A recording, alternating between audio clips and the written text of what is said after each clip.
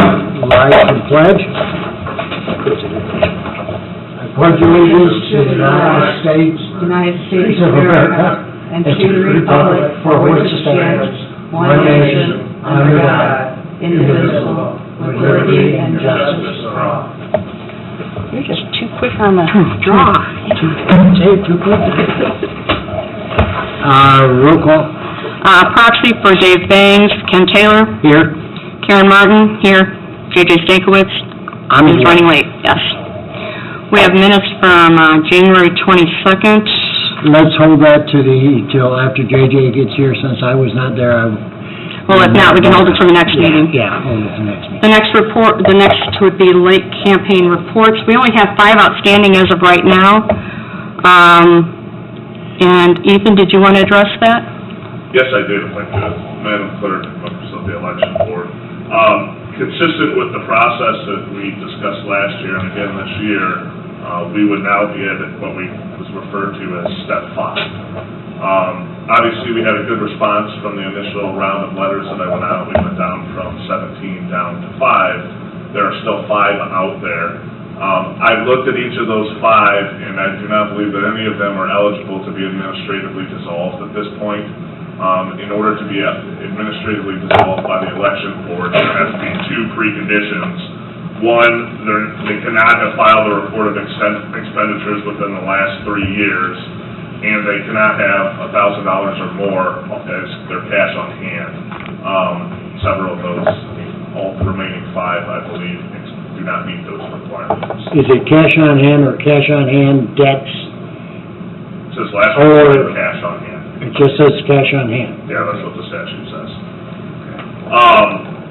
That being said, then, the next step that we had discussed was then actually sending out a more formal notice to them, advising them of the fact that they had one final opportunity to take the actions that they needed to come into compliance, or they would have to show up and they would actually be summoned to appear before the election board at your meeting in April to provide any basis that they could as to why they have not timely filed all of their campaign finance reports at that point in time. Couple questions on that. You will send them a notice, but that will not necessarily be a summons? And how soon in advance of the April meeting do you have to send a summons? Well, it will be going out very quickly. It's a formal notice, because at this point in time, if we have to go through this remaining process, we have to comply with the Indiana Administrative Procedures Act. So that spells out what needs to be in the notice.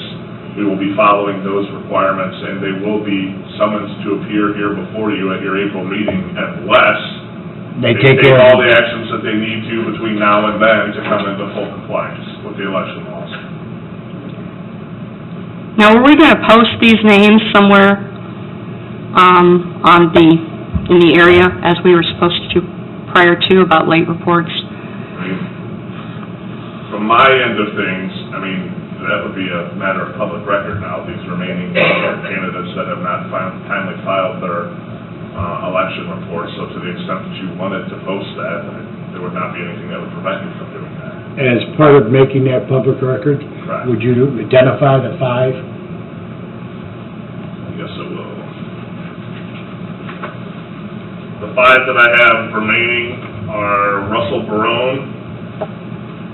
I believe Mike Brickner, it's my understanding, just now, I mean, literally as you were getting ready to convene the meeting, filed his report and requested to disband, so he has been taken off the list. So, with that having been said, it's Russell Barone, Dane Lafata, Sarah Newton, Scott Tuft, and Robert Wishlinski. And there was one change to that as well. There was Kelly Teal had appeared on, I believe, the preliminary list. My records indicate that that was a candidate whose campaign committee we had administratively dissolved back in 2014, because that one was kind of a red herring. I don't think that there's been any filings on that one since 2007. So I believe that that one has already been taken care of, so that's no longer outstanding. So those would be the 5 remaining. Okay. So for me to be able to prepare those notices then, I know that this is something else on the agenda for you to discuss today, exactly when you're going to be meeting in April and at what time you want me to summon those people to appear in the event that they do not file all of their financial reports between now and then. Well, I touched base with Dave, and we're still going to have the meeting at 3 o'clock due to the fact that the reports are due at noon, and that we would have a more current list. So the meeting would be April 15th at 3.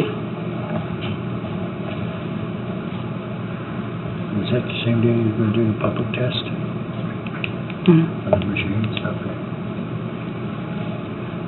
That, unless you have additional questions, that No. is my report to you on the status of the campaign finance reports.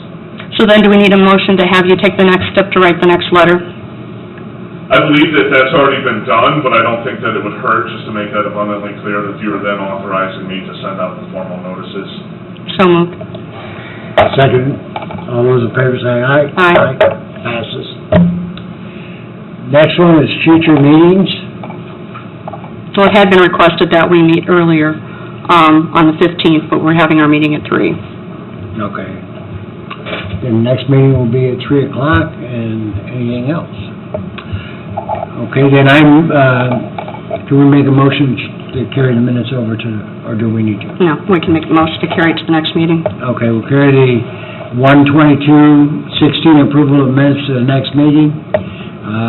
All those in favor say aye. Aye. Okay, Motion adjourned. motion adjourned. So moved.